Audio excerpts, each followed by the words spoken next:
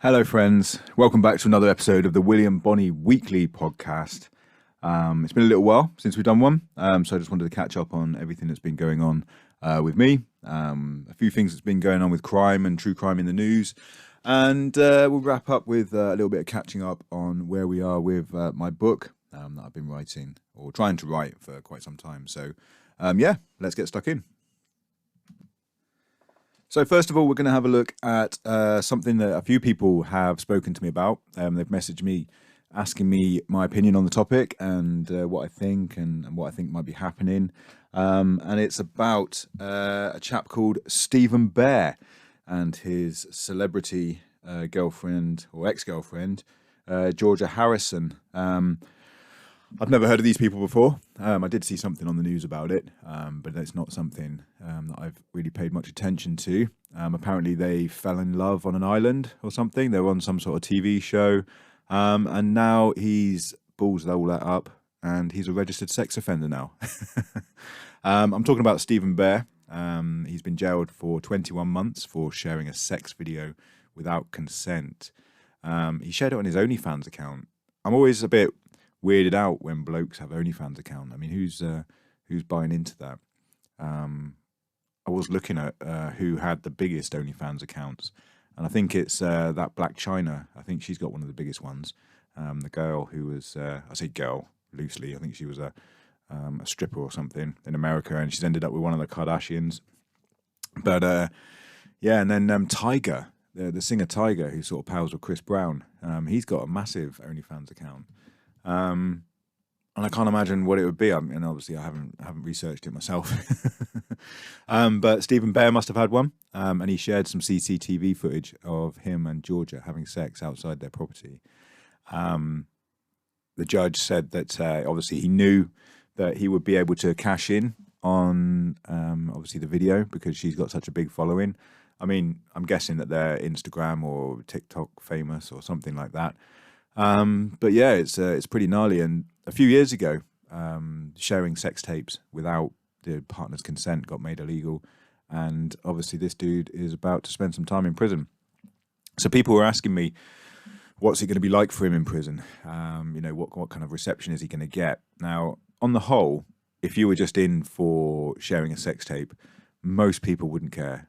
Most of the inmates, most of the sort of male inmates wouldn't really care that you'd shared a sex tape of your girlfriend. They'd probably be more interested in seeing a few pictures of the girl.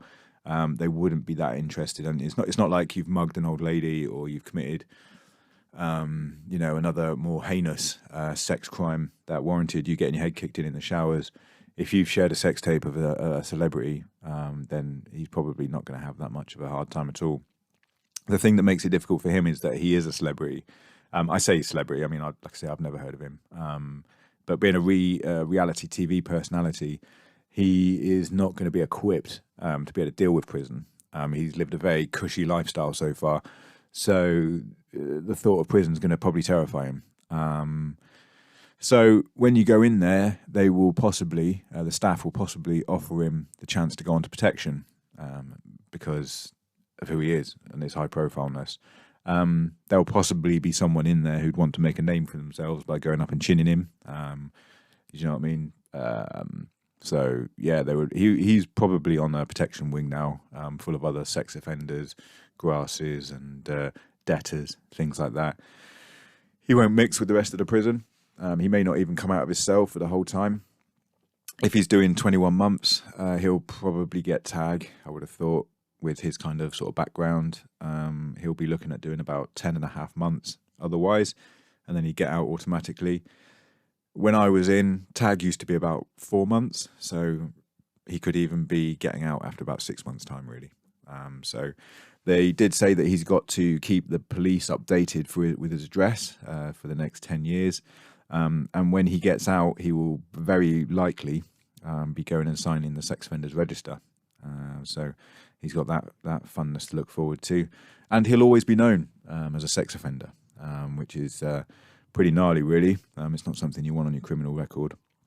I was always of the opinion that my criminal record was somewhat of a CV. and I only did crimes that I was in a way proud of, or that I could, go into the pub and hold my head up high, saying that, I'd committed these crimes. Now, it's a kind of stupid way of looking at things, but it's better than being known as a sex offender. So yeah, it just goes to show that this kind of laddish behaviour of sharing videos and pictures and all that sort of thing is not going to be tolerated anymore, and you're unlikely to get away with it. So just moving on slightly, we're going to have a look at what I've been getting up to lately. So I've spent a little bit of time in London recently. It's probably why I've been a bit quiet for the last week or so. I've been going to do some training for my work. I had to go up to Romford on the east side of London, and it was a bit of an eye-opener, really, and it left me feeling a little bit insecure, and I'll tell you for why. When I went for this training course, there was only me and another lad from the southwest, and I was the second to oldest person in there. I'm pushing 40 now, and everybody else, there was another sort of 12 people on the course, and they were all from London, and they were all aged between sort of 19 and sort of 22. And immediately, this is the first time I've been around young lads from London, and they weren't kind of switched on businessmen. They were all sort of scallies, and they could barely string a sentence together. We were told to dress in a sort of smart casual kind of outfit, and these lads all turned up in sort of trainers, tracksuits, all designer coats, and hoods up, that sort of thing. And literally, by the end of the week, they're all sort of sat there with their hoods up, and because they've got a designer coat on, they don't want to take it off. And the funny thing is that the trainer turned the heating up in the room.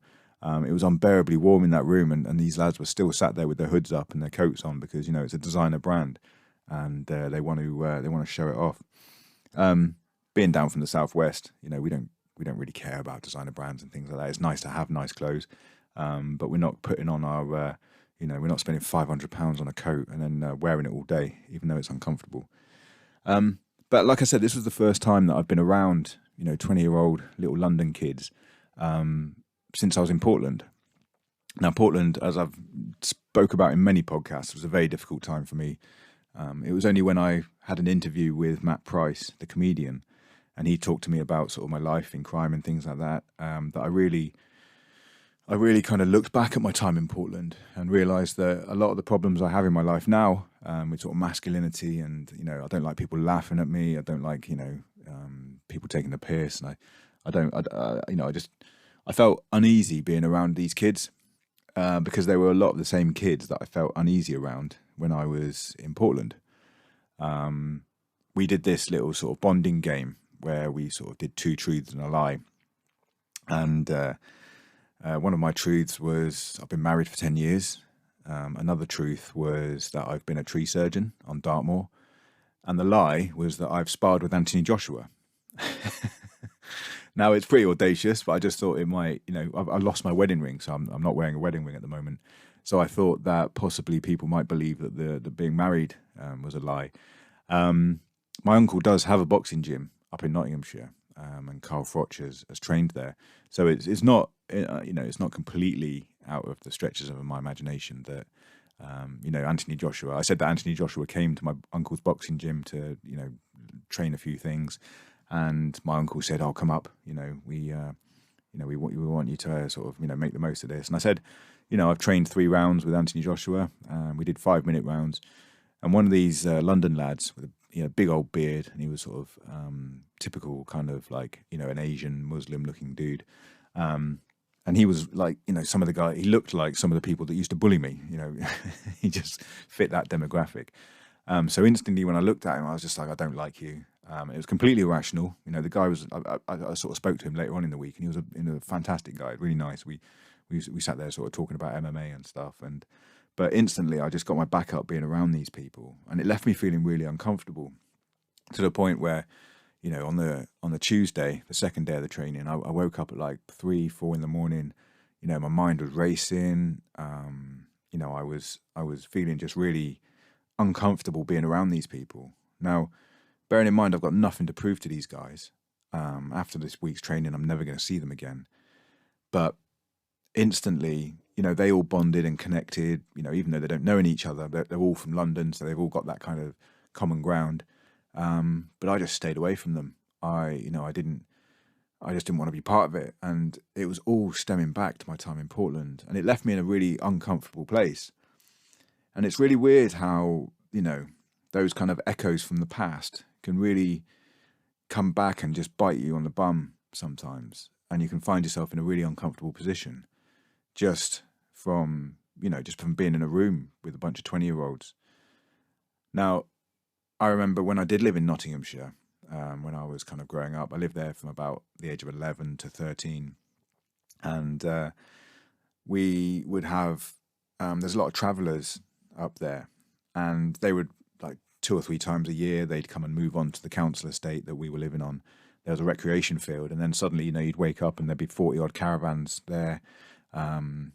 We would never have anything to do with the older ones, but the kids would always come and kind of cause trouble with us. And I'm talking about, like 11 to 13-year-old kids. And we'd end up sort of fighting with them, or they'd be chasing us off, or this and that. And I remember one time, living down here, I was walking through the park and I saw a bunch of 11-year-old sort of traveller kids, and it made me feel nervous inside because, they were a problem to me when I was younger. And even as like a 30-year-old man, that your instant sort of feeling is like just being on edge. And it's completely irrational, but it's just that whole sort of fight and flight system that is deeply hardwired into us as humans. We are just really smart apes at the end of the day, and our instincts, sometimes get the better of us. But it's I just found it really interesting that I was so uncomfortable in the first couple of days of this course, and then by the end of the week, I got to know everyone, and they're all really good people, and I wish them the best of luck with everything. But yeah, it was just interesting how I quickly found myself emotionally slipping back into some old feelings that I hadn't quite dealt with. So secondly, thirdly now, I suppose, I thought I'd talk about a case that I had talked about previously on the podcast. And it's that of the ex-Theranos executives, Sunny Balwani and Elizabeth Holmes. They've both been sentenced now. We were talking before when they were just going to trial. They were the guys that in America, basically, you know how I love a fraudster. Elizabeth Holmes said that she'd invented a blood testing machine that only needed 1 drop of blood and it could run tons of tests. Now, this would have revolutionized the medical world, as at the moment, whenever you need to take blood, you basically have to take, if anyone's given blood before, you have to sort of stick the needle in your arm. You draw out a whole vial of blood, and they run off and they go and do a whole range of tests on it. This is difficult for people who have difficulty giving blood, but also if you're afraid of needles or if you just find the whole experience traumatic. Elizabeth Holmes said that she'd found a solution where basically all they needed was 1 drop of blood, and they could run a whole host of tests. Now, this was fraudulent. It was a nice idea. She blamed the whole fake it till you make it kind of boom of Silicon Valley. She thought that as long as she had the idea and hired enough people to work on it and raised enough money to finance a lab and everything that goes with it, she believed that eventually, if you put enough monkeys in the room, they'll write Shakespeare. And that eventually they would come up with a blood testing machine that only worked from 1 drop of blood. But the problem was it never got to work. The machines didn't work. It became a fraudulent activity quite quickly because the whole fake it till you make it scheme only works as long as you actually make it in the end. And the problem was that they could never get the machines to work. And the second problem was they started lying and saying that the machines did work.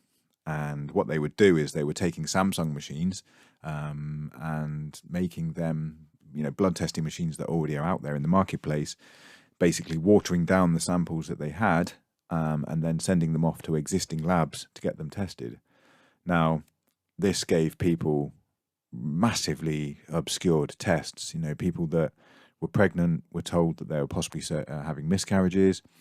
People who thought they'd cured their cancer were suddenly being told that their blood tests were showing that the cancer was back again when it wasn't. Elizabeth Holmes wasn't the only one doing it. Sunny Balwani was her boyfriend and investor. at the time. He was basically in charge of the labs, and Elizabeth was in charge of getting funding. And she managed to. She was an incredible fraudster. She spun a great story. She had massive investors. We're not talking about hedge funds and people that you'd normally expect on doing these kind of businesses. She went to sort of old school money, Walmart family and that kind of thing. Old men with lots of money who were impressed by her 19-year-old sort of doughy eyes. And they handed over around $1 billion in funding between all of the investors over a period between sort of 2010 and 2015.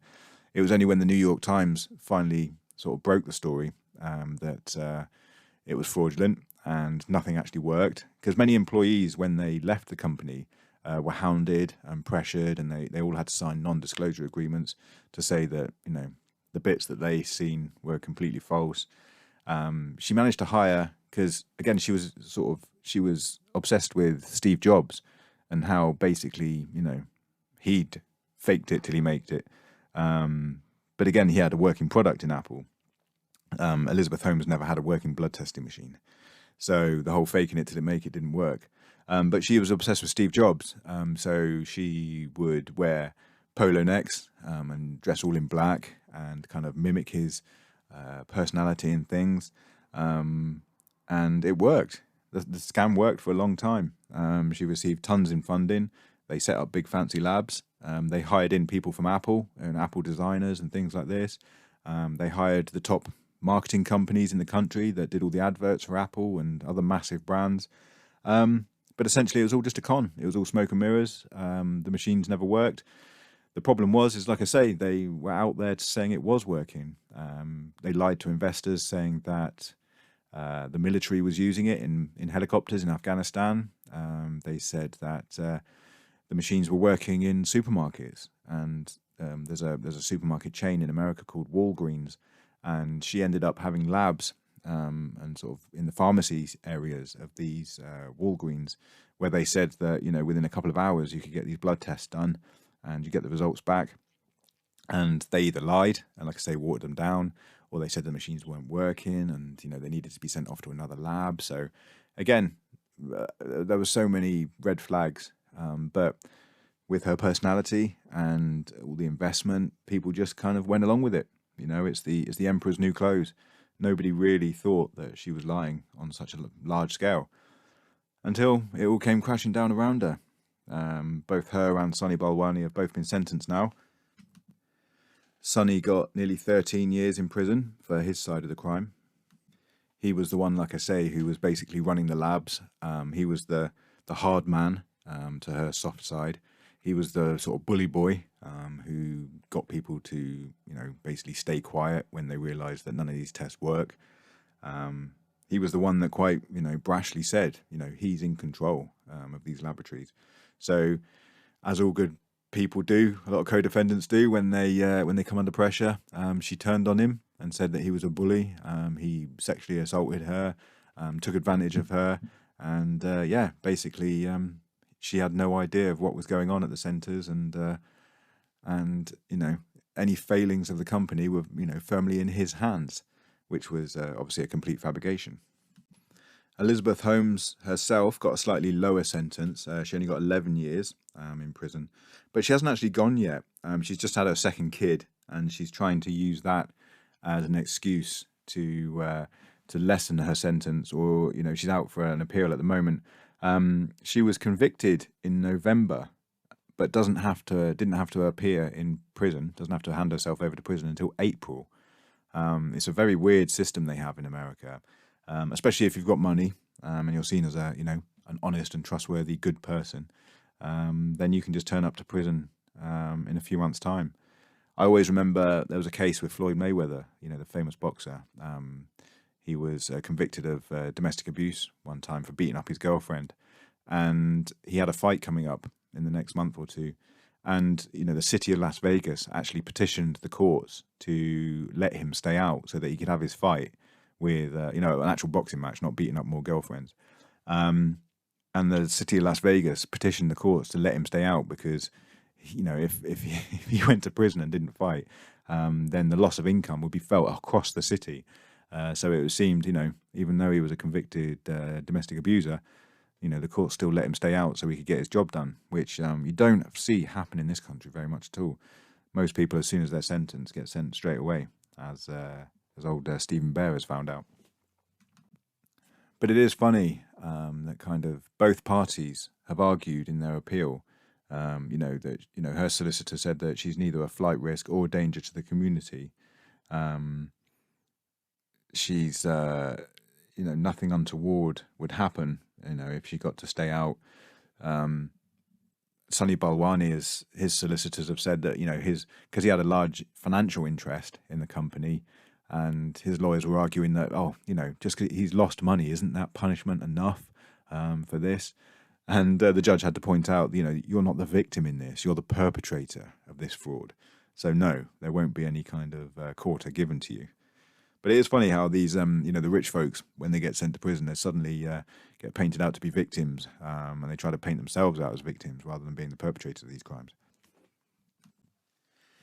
Now, the last thing I wanted to touch on before we wrap it up for today was my book.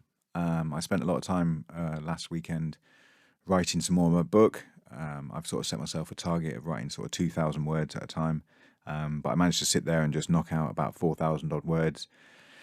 It's very difficult. As you will find out over the coming months, my book of my sort of life story. It sounds a bit ridiculous, seeing as I'm not even really that famous. I'm not even famous in the slightest. Why would I be writing a life story? But it's an interesting story, and it's a story that I think possibly a lot of people will find a good read. But the first couple of chapters are really heavy, and it kind of deals with the death of my father and the relationship I had with my mother sort of growing up, and her sort of absenteeism, and the effects that her relationships with other people were having on us as kids. And at some points I was sat there bawling my eyes out. It's really emotional, and it was really heavy to sort of write it all. So I will keep working on it. The job I have at the moment allows me some time, so hopefully I'll be able to sit there tomorrow and do some more writing as well. But I'm really interested in obviously getting it out, getting it written, so that I can put it out to you guys. I will obviously do an audiobook as well, and the audiobook will be kind of like a director's cut basically of the book. So I'll read it out, and then sort of in between chapters and bits and pieces we'll have a bit of a podcast as well, and I'll talk about some things in more detail, and I'll explain things and a bit more maybe of my motivation of why things were happening and what I was doing. So yeah, it's really interesting. I'll try and get that out as soon as possible for you. But I've been saying that for the last year or so. It's I knew it was difficult to write, because every time I kind of get into the headspace of where I was at this period, it's really difficult, and it's really taxing. And again, you're putting yourself into the headspace of some really emotional and difficult times. So it was challenging to write. Hopefully I've got over the hump of it now, and I've just got the fun stuff like being in prison to write about. So I'll look forward to keeping you updated on all of that.